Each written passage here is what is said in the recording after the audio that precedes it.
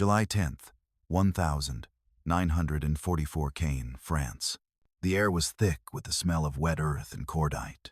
Rain mixed with smoke until the battlefield turned into a gray soup of mud, iron, and fear. Somewhere behind a half-collapsed stone wall, Sergeant Harold Bennett pressed the hot steel of his Bren gun against his shoulder. The weapon kicked, spat, and growled, not like the polite British machine gun it used to be, but like something feral, reborn. Each burst tore through the fog in a violent rhythm that didn't sound human anymore. Shells were falling close enough to rattle his teeth. Every blast sent shrapnel whining through the ruins. German tanks, Panzers, maybe fours, maybe Tigers, were crawling forward through the wreckage of Caen, their treads grinding across brick and bone. The whole town was shaking. Men screamed for medics, for ammo, for God. Bennett didn't scream. He just worked the trigger, steady and methodical, like a craftsman at his forge. His hands, blackened with oil and rain, moved with mechanical precision. Press, control, adjust. The Bren roared again, faster than any Bren had a right to. It was firing nearly twice its normal rate, the barrel glowing red-orange. The gun had no right to be doing this. It had been born in Birmingham's factories, built to strict Royal Ordnance standards, designed to shoot slow and steady. But Sergeant Bennett, 31 years old, former blacksmith from Wiltshire, had never believed in standard. 3 nights earlier, inside a bombed-out barn, he'd opened the weapon up, filed its sear, replaced a spring with one stripped from a broken Jeep clutch, and turned it into something his officers would have court-martialed him for. Now that monster was the only thing keeping his men alive. Through the haze, he saw German infantry advancing gray uniforms, ghosting between ruins, rifles flashing in the rain. The MG 42 seconds on their flank were howling, spitting out 1,200 rounds per minute, cutting through walls like scissors through paper. The Brits couldn't match that fire rate. They never could. But today, Bennett's gun was different. He braced, inhaled, and squeezed the trigger again. The weapon snarled back with a ferocity that startled even him. The recoil hammered his shoulder, the sling digging deep into his coat. A line of sparks erupted from the stone wall ahead. Somewhere in that blur, a German machine gun crew dropped out of sight. He didn't cheer, didn't look around. He just adjusted the sights, muttered under his breath, and kept firing. "Come on, you bastard," he whispered to the gun, as if coaxing a stubborn piece of iron to behave. Rain dripped from the brim of his helmet, down his nose, across the grime caked on his jaw. Behind him, one of the privates yelled something about ammo. Bennett barely heard it. The Bren chattered, jammed for half a second, then came back to life with a metallic cough. He smacked the receiver with the heel of his palm and kept firing. His world had shrunk to the gun, the trigger, and the enemy crawling out of the smoke. A shell exploded 30 yards to his left, showering him with dirt. The concussion stole the sound from his ears, replaced it with a high-pitched ringing. In that ringing silence, for one strange moment, Bennett could almost hear the voice of his old sergeant back in Aldershot yelling, "You'll blow your damn hands off, Bennett." He almost smiled, because right now, breaking the rules was the only thing that made sense. He took a deep breath, exhaled through his teeth, and fired another burst. The weapon rattled like a chainsaw, chewing through the last of his magazine. Empty shells piled at his feet, glowing in the mud. The smell of burnt oil filled his lungs. Somewhere behind him, a corporal shouted that the Germans were pulling back from the crossroad. For a heartbeat, it was quiet. Bennett blinked through the rain. Out in the fog, black silhouettes were moving, falling, scrambling, disappearing. His illegal Bren had done what no manual or officer or official tactic could.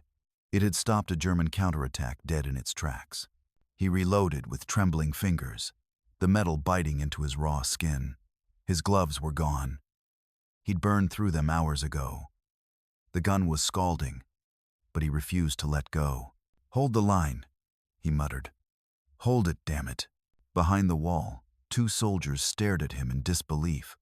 One of them, a kid from Manchester, barely 20, whispered, "That ain't a Bren anymore, Sarge. That's a bloody dragon." Bennett didn't answer. He just looked up through the rain, saw tracer fire streaking across the gray sky. and wondered if anyone back in headquarters would ever understand what had just happened here.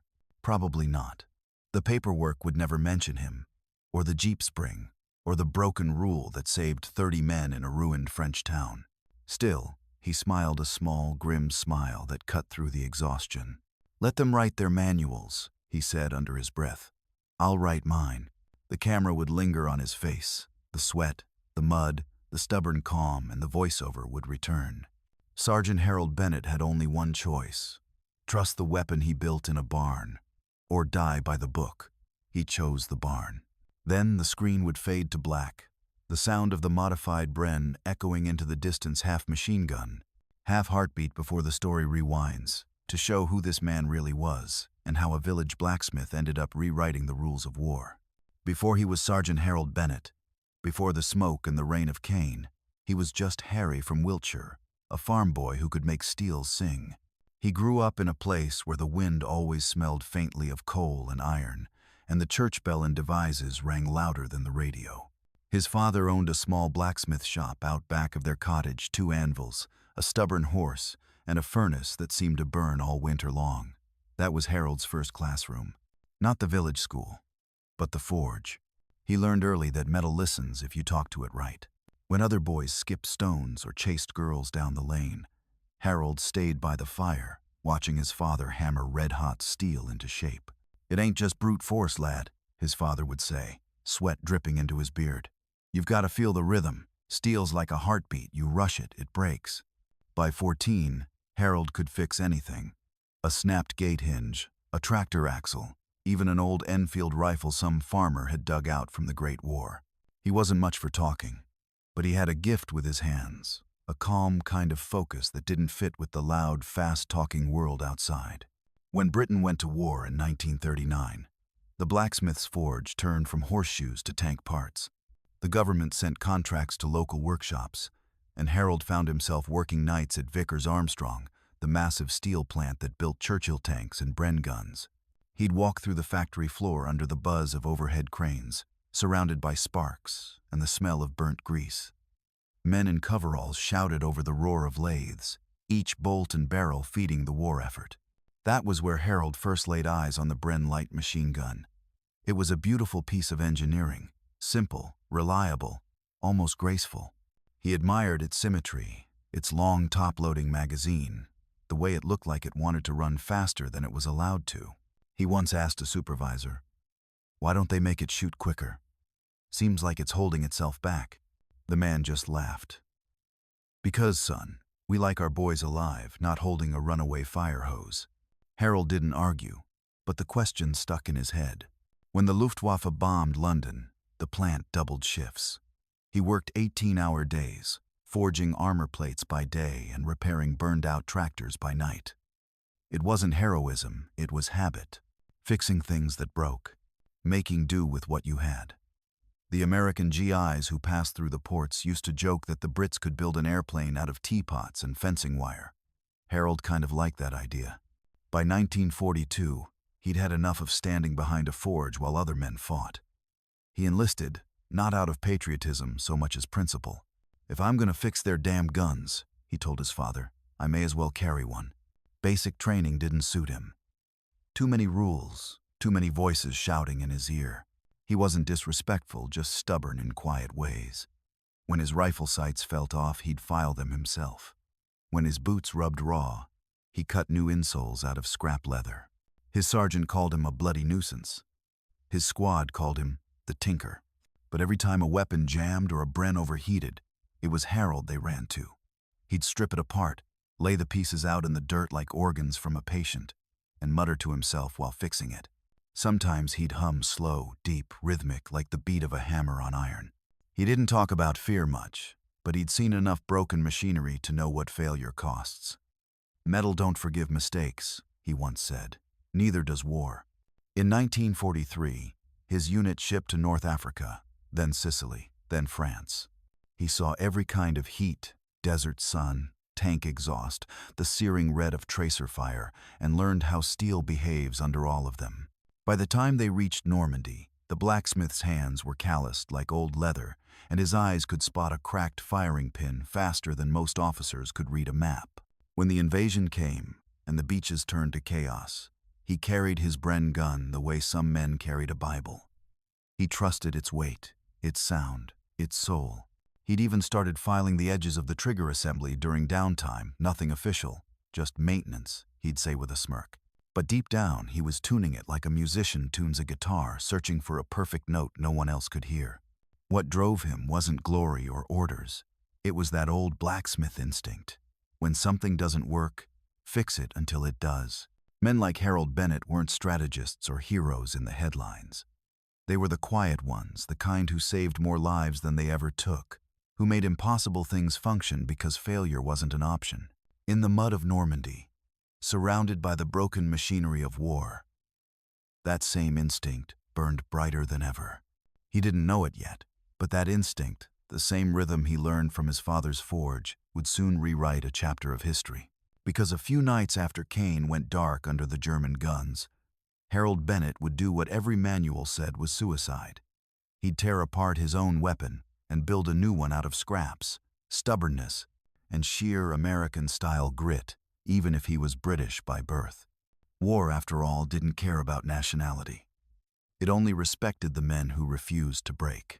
By the summer of 1944, Caen wasn't a city anymore. It was a wound that wouldn't close. The British and Canadian divisions had been fighting block to block for weeks, trying to pry the Germans out of the ruins. The sky above Normandy was never clear. It was either gray with rain or black with smoke. The soldiers said even the birds had left. Sergeant Harold Bennett and the men of the 43rd, Wessex, Division had been living in mud for 9 straight days. Their boots never dried. Their tea tasted like gunpowder and rust. They slept behind walls that looked solid until the next artillery shell proved they weren't. Every hour, someone yelled, "Incoming!" and everyone dropped to the ground like puppets with their strings cut. The sound of those 88mm guns was so sharp it seemed to split the air itself. Harold had been around enough steel to know when something was built better than it should be, and those German tanks were built like nightmares. The Panzer IVs and Tigers rolled through the streets of Caen like living fortresses, their treads chewing up cobblestones, their guns swiveling with mechanical patience. When they fired, you didn't just hear it, you felt it in your lungs.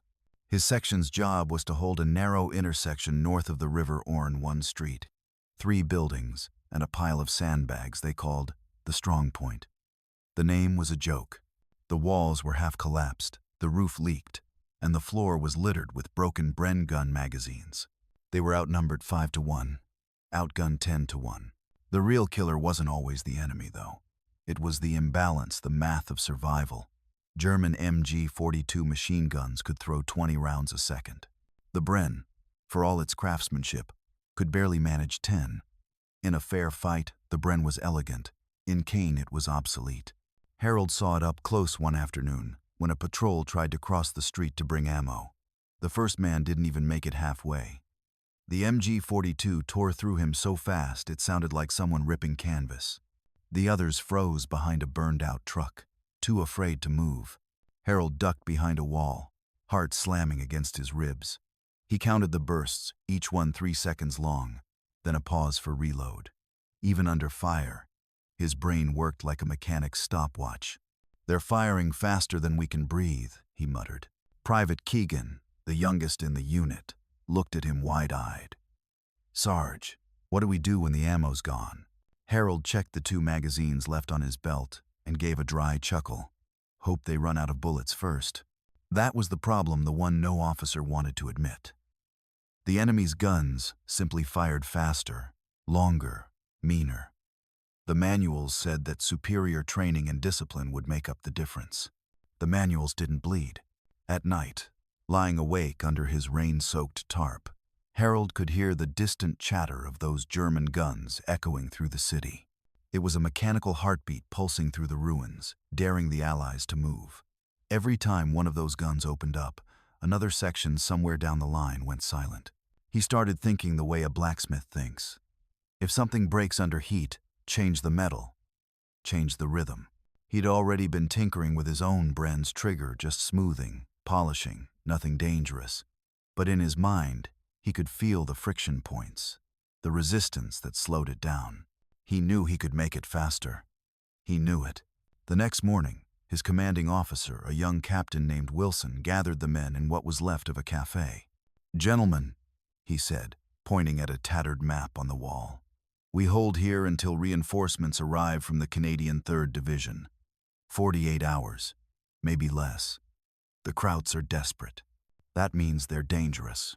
48 hours. To Harold, it sounded like a lifetime, and also not nearly enough. After the briefing, he cornered Wilson. "Sir," he began carefully, "if we could get more rounds downrange faster, we might actually slow their advance." Wilson frowned. "We've been over this, Sergeant. The Bren's designed for control, not speed." "I'm not talking about turning it into a damn machine gun," Harold insisted.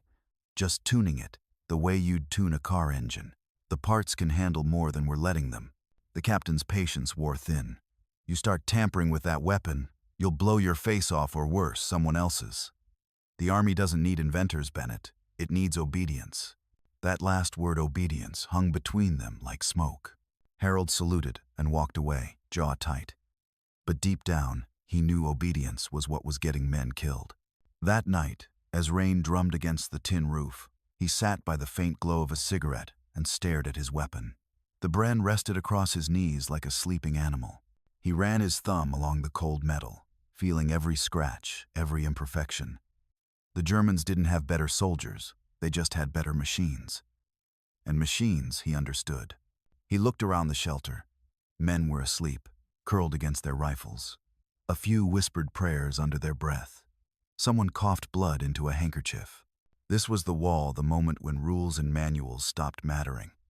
The moment when the only question left was, can I make something that gives us a chance? Outside, a distant explosion shook the earth. The city glowed orange for a heartbeat and went dark again. Harold exhaled slowly, the way his father used to before striking the iron. "Guess it's time to make the hammer sing," he murmured. He didn't know it yet, but by the time the next dawn broke, Sergeant Bennett's quiet defiance would turn into the kind of legend that doesn't make it into official reports, but does keep a hand. By dawn, the rain had stopped, but the smell of war still hung over Caen: wet bricks, diesel, and something that wasn't quite smoke and not quite death, somewhere between the two. Sergeant Harold Bennett crouched beside his gun, running a rag through the receiver like a man wiping down a prized guitar. The others were still half asleep, their faces gray with exhaustion. Every time the guns went quiet, the silence felt wrong, like the pause between heartbeats.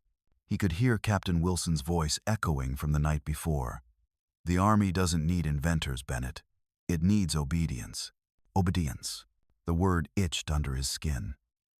He'd spent his whole life fixing things the way he thought they needed fixing. Now, some young officer with a clean uniform and a borrowed accent was telling him that thinking was a liability. Still, Wilson wasn't a bad man. He'd just been built by the system, a system that worshipped the manual more than the man holding it. Harold stood up, rolled his shoulders, and walked over to the captain's dugout, a half-collapsed garage that smelled like gasoline and hopelessness. Wilson sat at a folding table, studying a soggy map, pencil clenched between his teeth. "Permission to speak freely, sir?" Harold asked. Wilson didn't look up. "That's usually a mistake, Sergeant. Then I'll take my chances." The captain sighed. "Go ahead." Harold set the Bren on the table. "We can't outshoot the Krauts with this thing the way it is. The MG-42's firing twice our rate. Every time they pin us down, we lose men trying to reload. I can fix that." Wilson raised an eyebrow. "Fix it? You make it sound like a tractor with a flat tire." "It's all machinery, sir. Different consequences, same principle. The spring tension's too soft, the trigger pull's too long. If I tweak the sear and lighten the return, she'll cycle faster. Not automatic, just faster, smoother." "Smoother, he says," Wilson muttered, half amused. "You do realize that little act of genius will void every regulation from here to London?" "Regulations don't mean much when you're counting bodies, sir." Wilson leaned back, staring at him. "Do you know what happens to men who start experimenting with ordnance in combat zones?" Harold shrugged. "They either die or they win. Sometimes both." The captain rubbed his temples. He looked 30, but the war had aged him twice that. You think you're the first soldier who wanted to tinker his way out of hell? Every division's got one. They all end up the same in the report I have to sign explaining why their gun exploded in their hands. Maybe so, Harold said quietly, but maybe one of them got it right. That line hung in the air. Outside, a distant engine roared, maybe a tank, maybe just thunder. Wilson looked at the Bren, then at Harold. For a second, something softened in his face. You remind me of my old man. He built steam engines before the war. Never could leave a machine alone. He used to say a design's just an invitation to improve it. Smart man, Harold replied. Yeah, Wilson said. The Luftwaffe flattened his shop in 40. Neither of them spoke for a moment. Then the captain pushed the Bren back across the table. You get caught altering that rifle, I'll deny I ever saw it. You blow it up, I'll put you on the first hospital ship home in pieces if I have to. Understand? Harold gave a tight nod. Understood, sir. Good. Now get out of my sight before I start thinking like you. He walked out into the gray morning, a strange mixture of relief and guilt twisting in his gut. It wasn't permission, not really, but it was enough. Outside, the street was quiet, except for the occasional pop of sniper fire echoing through the ruins. A few men were patching sandbags, another boiling coffee over a ration stove. Someone had painted "Keep Moving or Die" on a wall in chalk. Harold sat down beside the Bren again, staring at it like it had asked him a question. He could feel the weight of the decision pressing on him, not just the risk of punishment, but the responsibility. If his modification failed, it wouldn't just kill him. It could kill everyone who trusted his gun to hold that line. He remembered his father's voice from years ago, back in Wiltshire. When the iron's hot, boy, you strike. If you wait for permission, it cools. Well, the iron didn't get much hotter than this. He pulled a small file from his kit, a relic from the forge, and ran it over the edge of the trigger sear. The sound was barely audible, just a soft scrape that seemed to disappear into the wind. Each stroke felt like an act of rebellion, but also like breathing. The work steadied him. Down the street, thunder rolled again, but this time it wasn't weather. It was the start of another German push. Harold wiped the metal dust off his hands and reassembled the gun with the care of a man piecing together something sacred. He didn't smile, didn't speak. He just whispered, "If you're gonna damn me, make it worth it." And then, for the first time, the old blacksmith inside him and the soldier outside him agreed on something. The rules had already failed. The only thing left was to build something that wouldn't. The world outside roared again, louder now. The wall between invention and insubordination was about to break, and Harold Bennett was standing right in the middle of it. By nightfall, the sky over Caen burned orange again. You could always tell when the Germans were about to hit back. The air got too quiet, too heavy, like the world was holding its breath. Harold Bennett sat against the crumbling wall of a church that had lost its steeple. The stone was still warm from the last artillery strike. His Bren gun rested across his lap, its metal guts newly filed, tensioned, and reassembled by hands that shook only when they weren't working. The captain hadn't said yes, but he hadn't said no either. That was enough. Around him, the platoon looked like ghosts, faces hollow, eyes sunken, uniforms caked with the same mud they'd slept in for days. They didn't look like the proud soldiers in the recruiting posters. They looked like men waiting for something that would never come. Private Keegan broke the silence. "Think they'll relieve us tomorrow, Sarge?" Harold didn't answer right away. He just stared down the street, where the wreck of a British Sherman tank still smoked. "Maybe," he said finally. "But don't bet your rations on it." The truth was, they all knew no one was coming. Radio contact with HQ had gone dead 12 hours ago. Their ammo crates were half empty. They had one working field gun and barely enough shells to make a difference. The Germans, on the other hand, had everything. Tanks, machine guns, and the kind of confidence that comes from thinking you've already won. From their position, Harold could see flickers of movement in the distance, figures in gray slipping between ruined houses, setting up for another assault. The last one had come at dusk and nearly wiped them out. The next would finish the job.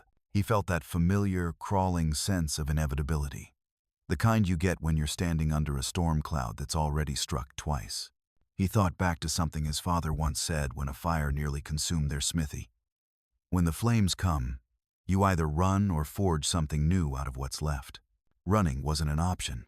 At 2,100 hours, Captain Wilson gathered what was left of the platoon inside the half-collapsed cafe that served as their command post. The roof leaked. The floor was a swamp of muddy footprints and empty ration tins. Wilson's face looked older than it had yesterday. He spread a rain-spotted map across the table and used the butt of his revolver to pin it down. "Intel says the Krauts are bringing armor up the main road at first light," he said. "Panzer Grenadiers, maybe a Tiger. They'll try to punch through to the river and split our line. We hold here until the Canadians move in from the west. No fallback, no surrender." The men nodded, silent. Harold looked around the room. He could see the fear in their eyes, muted, buried under exhaustion, but still there. He knew it because he felt it himself. Wilson went on. "We're short on ammo, short on men, and short on time. But we're not short on grit. We hold this ground." "Understood." "Yes, sir," came the scattered replies. After the meeting, Harold stepped outside. The night was cold and sharp. In the distance, the thunder of artillery rolled closer. He lit a cigarette with trembling fingers and watched the glow dance in the dark. He could hear the quiet ticking of his pocket watch, the same one his father had given him when he enlisted. It was the only sound that didn't belong to the war. Tick, tock, tick. Every second felt heavier than the last. He crouched by the sandbags, checked the Bren's action again. The filed sear felt smooth, almost frictionless. He tested the trigger pull just enough give to stay safe, light enough to cut the delay between shots in half. If it worked, they'd stand a chance. If it failed, the gun would jam, or worse, cook off a full magazine in his hands. The clock was ticking, and so was his courage. Keegan shuffled over, wrapping his blanket tight around his shoulders. "You ever scared, Sarge?" he asked quietly. Harold smiled without humor. "Only when I've got time to think." They sat in silence for a while. Somewhere down the street, a wounded horse was screaming. It didn't sound like an animal anymore, just another broken thing in a city full of them. When the sound finally stopped, Harold muttered, "Tomorrow's gonna be bad." Keegan looked at him. "Then why are you smiling?" He tapped the side of his gun. "Because this little bastard might just even the odds." That night, nobody really slept. They just closed their eyes and waited. At 3 a.m., the rain started again. By 4, the fog had settled thick across the ground, swallowing the streets whole. The world had turned into a gray, shapeless place where sound carried too far and light didn't carry at all. Harold lay awake, listening to the distant clatter of tank treads approaching. He pictured them coming closer, 1 mile, half a mile, until they were right there in front of him. He breathed deep, steady. Checked the Bren one more time. He wasn't praying for survival anymore, just for time. Time to prove his idea wasn't madness.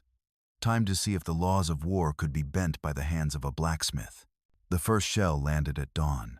The ground shook like an earthquake, dust falling from the ceiling in gray clouds. Shouts rose all around. Wilson burst through the door yelling, "Positions! Everyone up! They're coming!" Harold grabbed his gun and ran to the window slit, heart pounding. The horizon was on fire. The ticking clock had struck 0. The first shell hit less than 200 yards away. The blast shook the street and sent dust pouring from the church ceiling like snow. Harold Bennett didn't flinch. He'd already made his choice. By 5 a.m., the world outside was one endless roar, tanks grinding, mortars thumping, rifles cracking in the fog. The Germans were pushing hard now, trying to punch through before sunrise. Their silhouettes moved like phantoms through the smoke, confident, methodical, unstoppable.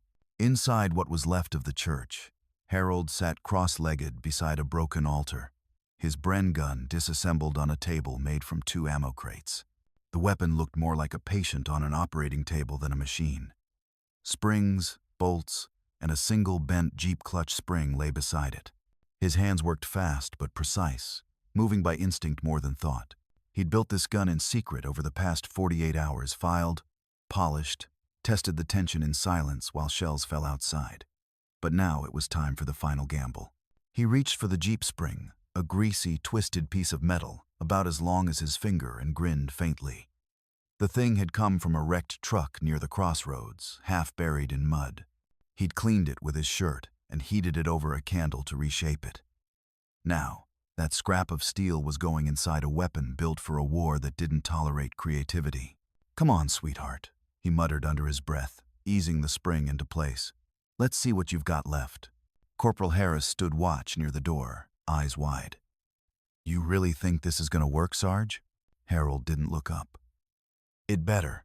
Because the next time I squeeze this trigger, it's either going to save our asses or take my fingers off." Harris shook his head and peered out the doorway. "You're insane, you know that?" Harold smiled, that crooked, dry grin that said he'd been called worse. "Yeah, but I'm the only kind of insane we've got left." Outside, tracer rounds zipped across the fog, red and green streaks slicing through the air like fireflies from hell. The Germans were closing in, shouting to each other in harsh bursts of sound. Every few seconds, a new explosion rattled the windows. Harold reassembled the gun, piece by piece, like a puzzle he'd solved 1,000 times. His fingers were black with oil and soot, his knuckles split open from the filework. He could smell the metal, that raw, bitter tang of steel rubbed too hot. When he pulled the bolt back, it slid like glass. Smooth. Perfect. He felt it deep in his chest.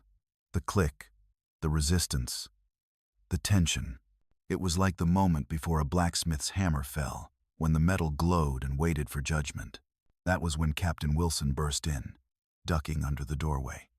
"Bennett, what the hell are you doing?" "Finishing," Harold said simply. Wilson's eyes went wide when he saw the gun. "Jesus Christ, tell me that's not what I think it is." Harold didn't stop working. "If you think it's a death wish, sir, then yeah, it probably is." Wilson took a step closer. "You realize if that thing misfires, you'll blow half this place to pieces. Then you better stand outside," Harold said, voice calm as steel. For a moment, the two men just stared at each other, the Rulebook and the Rebel, both out of time and options. Then, finally, Wilson sighed. "God help me. Fine. Do it. Just make it count." That was all Harold needed. Permission or not, the hammer was already falling. He closed the receiver, checked the chamber, and locked in a full magazine. His heartbeat matched the distant rhythm of the enemy's advance. Boom, boom, boom. Harris handed him a small tin of oil. "For luck," he said quietly. "Luck's for gamblers," Harold replied, rubbing oil along the bolt carrier. "This is for believers." He set up behind a pile of rubble near the main doorway, the perfect choke point. The others fell in around him, waiting for the inevitable. Through the fog, they could hear the metallic screech of tank treads and the heavy thump of boots on cobblestone. Harold rested the Bren on its bipod, the weapon's weight familiar, but somehow new. He looked down at his hands, shaking now, just slightly. The same hands that used to hammer horseshoes and fix tractors were about to test something no manual approved. He thought of his father's forge, the smell of smoke and sweat, the way sparks flew when steel met steel. That rhythm, that clang, hiss, breathe it was still inside him. He whispered, "Let's get to work." The door shook with the impact of a shell. Dust rained down. A moment later, the first German soldier appeared through the smoke helmet low, rifle raised. Behind him, more shapes emerged, shadows of gray and black. Harold exhaled slowly, finger resting on the trigger. The Bren came alive. The first burst tore through the air like a chainsaw hitting metal. The recoil slammed into his shoulder, the sound deafening in the small space. The modified spring roared to life, feeding round after round in a blur of thunder. The weapon didn't sputter, or jam, it sang. Bullets shredded the doorway, tearing through the lead soldier and scattering the rest. The Germans ducked for cover, confused, panicked. They'd never heard a Bren gun sound like that. "Holy hell!" Harris shouted, eyes wide. Harold didn't answer. He just kept firing, face lit by the muzzle flashes, the rhythm steady, not a soldier anymore, but a craftsman at his forge, shaping fire into survival. And for the first time in days, the British line didn't move backward. It held. The Devil's Workshop was open for business. The sound that came out of Harold Bennett's gun didn't belong on any battlefield manual. It was too fast, too violent, too alive. The Bren was supposed to purr, measured, disciplined, British. Now it roared like an angry god. The first burst cut down the lead German before his boots even hit the threshold. The second ripped through a wall of smoke, sending two more shadows tumbling backward into the street. Every round landed with surgical rhythm. Pop, pop, pop, pop, pop, pop, faster than the human brain could count. The modified spring inside that gun wasn't just metal anymore. It was defiance in motion. Outside, the fog lit up with tracer fire. The Germans returned fire instantly, convinced they'd stumbled into a fortified position. Their MG-42 seconds screamed back, churning the church walls into dust. The noise was unbearable. Two mechanical monsters howling at each other, neither willing to stop. Harold barely flinched. He'd anchored the Bren's bipod into a crack in the floor and worked the trigger like he was guiding a tool, not firing a weapon. Between bursts, he felt the recoil humming through his bones, the barrel shaking under his left hand like a live thing. "Jesus, Sarge," Corporal Harris yelled over the chaos. "You trying to wake the whole damn Wehrmacht?" Harold didn't look away from his sights. If they're awake, they can bleed. He shifted position, fired again short, controlled bursts sweeping across the narrow street. Each time he let off the trigger, smoke rolled from the muzzle like steam off a blacksmith's forge. The smell of burnt oil and cordite filled the air, stinging his throat. Bullets chewed into the sandbags, the walls, the floorboards. A shell hit somewhere close, rattling the rafters, but Harold stayed steady. He was beyond fear now, running purely on instinct and rhythm. A figure appeared through the fog, a German officer waving men forward. Harold adjusted half an inch, squeezed. The man went down hard. The others hesitated. That hesitation was everything. "Reloading!" Harris shouted, fumbling with a fresh magazine. Harold nodded, eyes fixed downrange. He could feel the Bren's heat through his gloves. Now the metal was cooking. Another burst, another deafening clap of thunder. The gun didn't jam, didn't misfire. It just worked, smooth, relentless. And then, for a terrifying second, it stopped. The trigger froze mid-pull. Harold's heart skipped.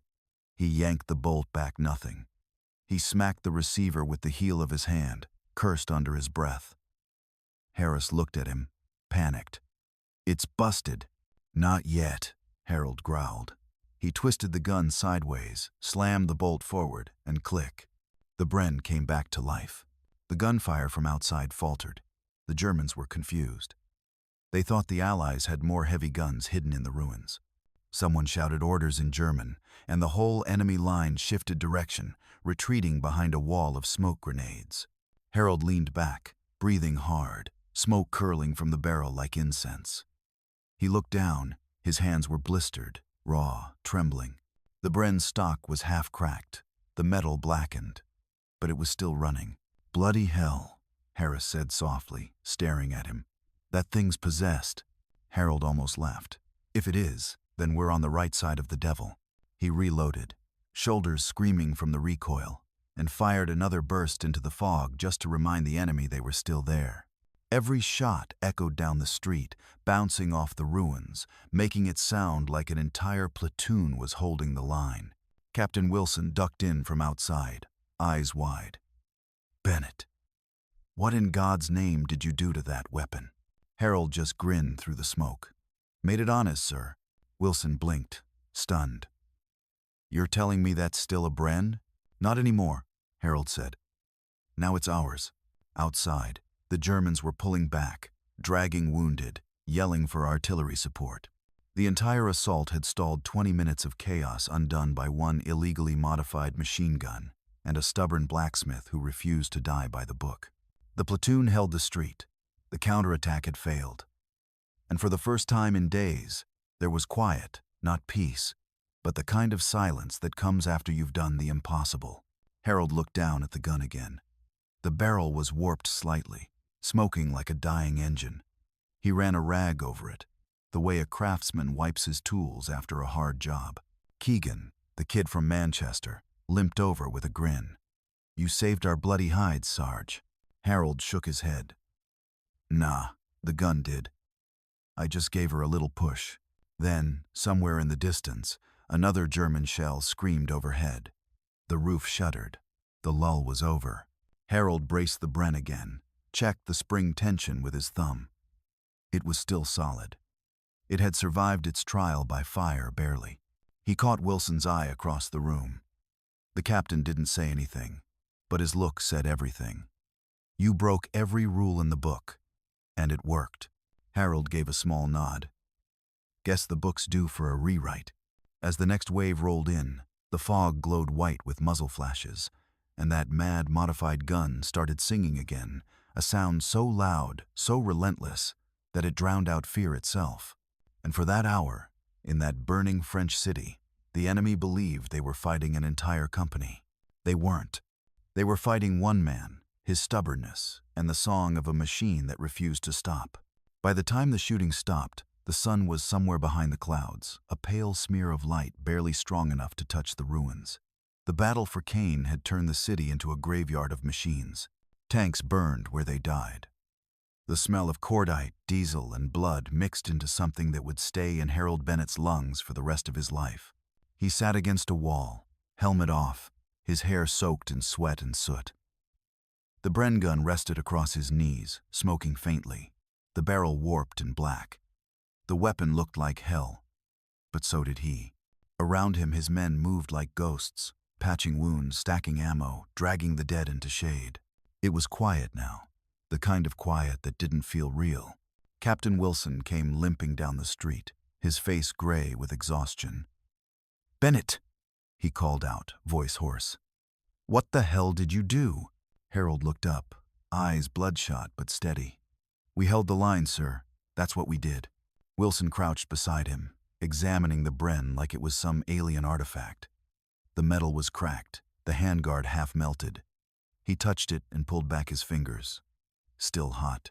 "This thing shouldn't even be firing," the captain muttered. "It didn't," Harold said. "It sang." Wilson gave a tired chuckle. "Well, your song just kept half the German armor from crossing that road. You probably saved more lives than you realize." Then his voice softened. "But you also know I can't put that in the report." Harold smiled weakly. "Wouldn't expect you to. The book's still sacred, right?" "The book's what keeps the army from falling apart," Wilson replied. "But sometimes it takes a few heretics to win a war." For a moment, there was something like mutual respect between them, the officer and the blacksmith. Both burned out, both just trying to survive the madness. Then Wilson straightened up, wiped his face, and called for a medic. Within an hour, word spread. The line held at Caen. Reinforcements from the Canadian 3rd Division arrived, wide-eyed at the damage. They thought they were walking into a full-scale strongpoint. What they found instead was a handful of exhausted men and a single Bren gun that looked like it had been through the gates of hell and back. By dusk, military photographers showed up. One of them snapped a picture of Harold cleaning his weapon on the church steps. His sleeves rolled up, face streaked with soot. He didn't even notice. He just kept wiping the gun, methodical, quiet, as if he were still in his father's forge. 2 days later, the battalion moved out. The war, as always, rolled forward. And Harold's miracle gun was taken by a team of ordnance officers for inspection. He didn't fight it. He knew how this game went. That night, while the others celebrated with their first hot meal in a week, Harold sat by himself, staring into a tin cup of tea gone cold. Harris walked up and nudged his shoulder. "You should be proud, Sarge. You turned a busted old Bren into the devil's own thunderstick." Harold gave a half smile. Pride's for men who still got jobs tomorrow. He wasn't wrong.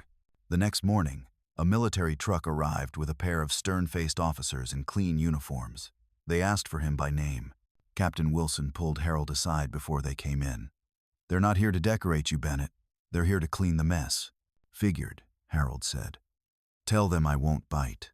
The officers questioned him for an hour what he changed, how he changed it, whether he'd disobeyed direct orders. He told the truth, mostly. When they left, one of them was holding the Bren like a museum piece. the other scribbling notes into a folder marked Confidential Ordnance. 2 weeks later, Wilson showed him the report. The document credited an experimental trigger modification, proposed and supervised by Captain R. Wilson, with increasing the Bren gun's performance in field conditions. Harold read it in silence. His name wasn't mentioned once. When he looked up, the captain couldn't meet his eyes. They said it'd look better coming from an officer. You know how these things go. Harold nodded slowly, jaw tight. Sure, sir. I know exactly how they go. Wilson sighed. I'm sorry, Bennett. You did something remarkable, but command can't celebrate rule breakers. They'd rather decorate the man who filled out the right form. Harold folded the paper once, slid it across the table, and stood. Then I guess they got the hero they wanted. He walked out into the rain without another word. Outside, the city of Caen was still burning, 1,000 little fires flickering through the ruins. Somewhere, a church bell clanged in the wind, bent out of tune. Harold stopped beside the same wall where he'd fought 3 days earlier. He rested a hand on the stone, still rough and scarred from gunfire. The silence pressed in around him like a weight. He wasn't angry, not really. Just empty. He knew the truth would never make it into the history books. The world didn't remember men who broke the rules. It remembered the men who wrote them. Still, he whispered to himself, doesn't matter who they credit, long as the boys made it home. He lit a cigarette with shaking hands, exhaled slow, and looked out at the darkening sky. For the first time since the battle, he allowed himself to breathe not as a soldier, not as a blacksmith, but as a man who'd learned the oldest rule of war. Sometimes the only way to survive the system is to beat it at its own game. And somewhere in a warehouse miles away, his gun, the one they'd called illegal, dangerous, impossible, sat locked inside a wooden crate, waiting for someone else to open it and pretend they'd invented it themselves. The war didn't stop for Harold Bennett. It just moved on without him. A week after Caen, he was transferred out, no explanation, no ceremony. One moment he was fixing a jammed rifle in a muddy street. The next, he was sitting in the back of a lorry headed toward a rear logistics depot in Bayeux. The front was already miles behind him, rumbling forward without his name anywhere on the map. He didn't argue. Men who asked too many questions in wartime usually didn't like the answers. The depot was quiet compared to Caen, almost insultingly so. Rows of tents, supply trucks, barrels of fuel. You could hear birds again. For the first time in months, Harold slept on something that wasn't soaked in rainwater. He should have been grateful, but peace never sat right with men who'd gotten used to the noise. Silence had its own kind of pressure. Every now and then, a passing officer would recognize him. You the fellow who fixed that Bren gun back at the line? He'd shrug. I just cleaned it real good. That became his standard answer, short, simple, safe. He knew better than to tell the truth. One afternoon, as he worked in the repair tent, a crate came in marked, Ordnance, Returned Equipment. When he pried it open, the smell hit him first burnt metal and oil.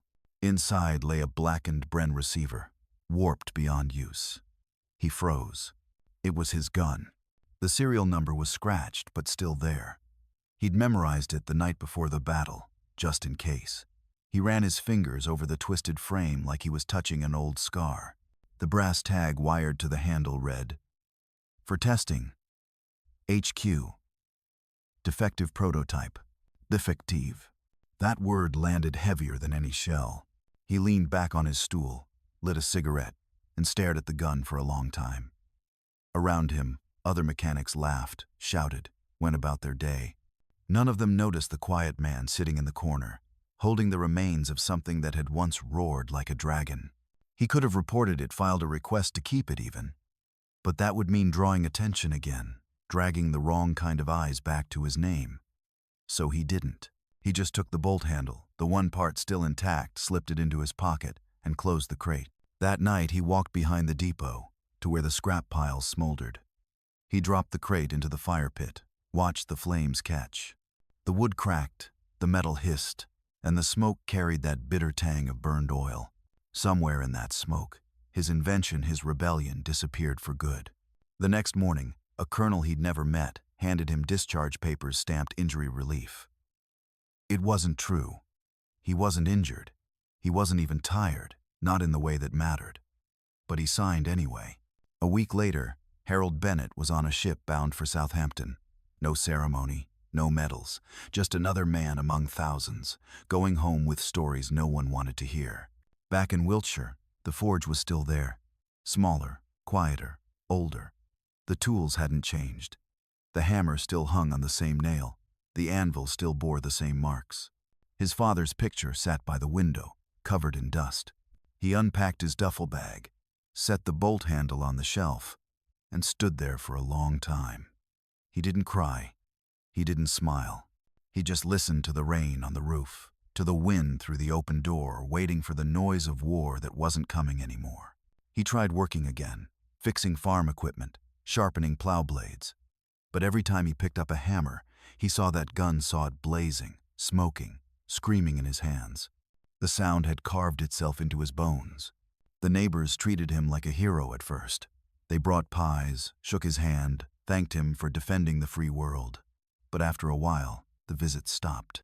The war was ending, people were rebuilding, and no one wanted to hear about the gray spaces between right and wrong. Years later, when someone asked what he did during the war, Harold always gave the same answer. I fixed things. He never mentioned Caen. Never mentioned the trigger, or the Jeep spring, or the day he outshot the devil himself.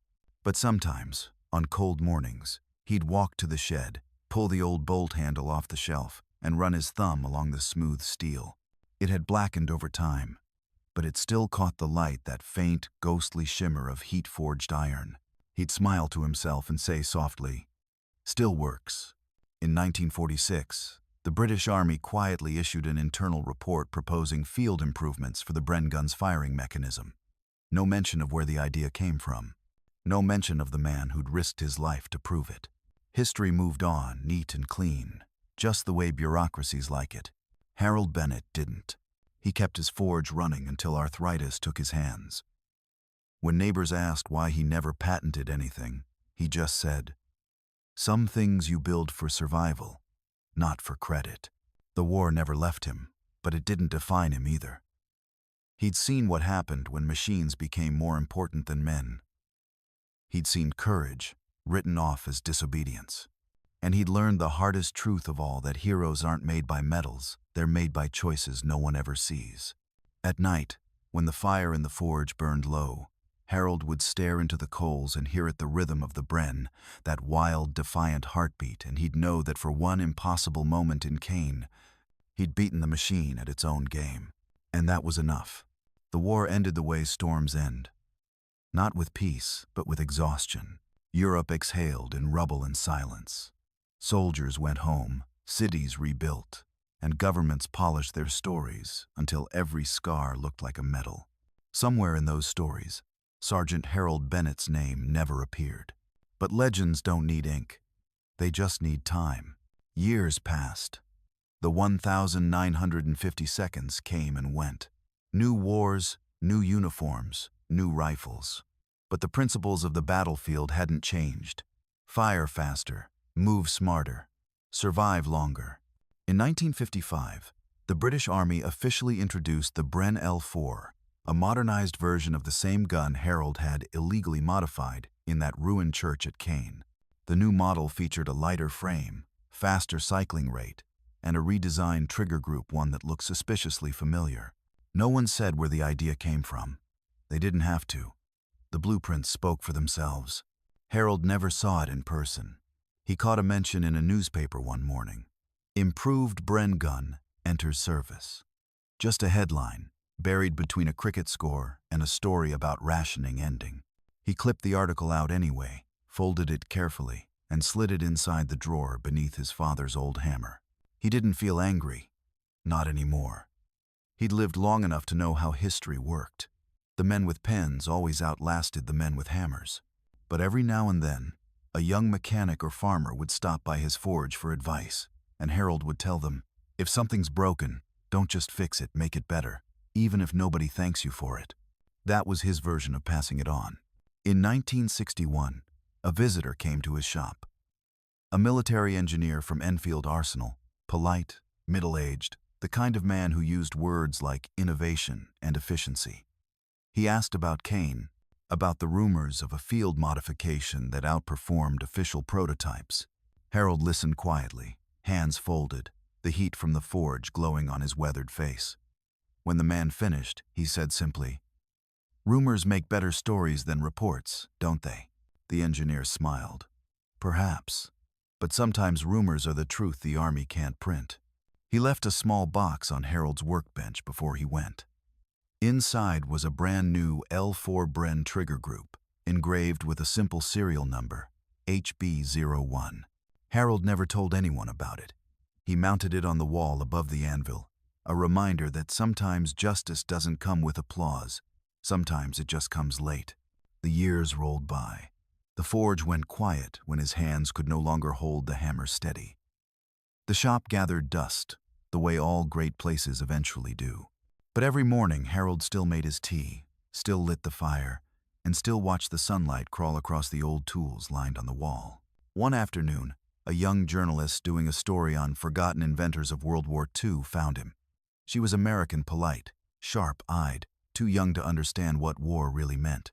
She asked if he regretted anything. Harold thought about that for a long time. The gun, the battle, the officers who took the credit. Then he said, "No. The rulebook's meant to be broken by people who actually care what happens when it's followed." She smiled, wrote it down, and asked what he wanted people to remember about him. He looked at his hands, scarred, calloused, shaking, and said softly, "That I built something that worked when it mattered most." That line made it into the article. The rest didn't. But it didn't have to. His story wasn't for the papers. It was for the men who'd been there, the ones who knew what it felt like when innovation was the only thing standing between life and death. When Harold Bennett died in 1981, there were no military honors, no folded flags. Just a small gathering in the Wiltshire countryside, a few old soldiers, and the faint ring of hammer on steel from the forge as the wind passed through. But after the service, one of his neighbors noticed something hanging above his anvil. The L4 trigger group, polished clean, gleaming in the light. Beneath it was a hand-carved plaque that read, "Built for survival, forged in defiance." No signature, no name, just the truth, left where only real craftsmen would think to look. Decades later, that same quote resurfaced in a military museum exhibit on battlefield innovation. Visitors read it on a plaque beside a Bren gun that looked almost identical to the one Harold had built in that bombed-out church in 1944. Most people walked past without noticing, but a few stopped. A few stared at the engraving "Built for survival, forged in defiance," and wondered who the man behind it really was. No one could tell them. The records didn't say. But the legend lived anyway, because in every war, there are two kinds of soldiers, the ones who follow orders and the ones who change history by breaking them. Harold Bennett just happened to be both. Voiceover closing line. He never wore his medals. He never signed his name on a blueprint. But his fingerprints are on every trigger that fires a little faster than it should. Because some men don't fight for glory, they fight to make the damn thing work. Thank you for watching this story. If Harold Bennett were alive today, do you think he'd be proud that his idea helped shape modern warfare, or disappointed that the system still rewards obedience more than innovation? What do you think?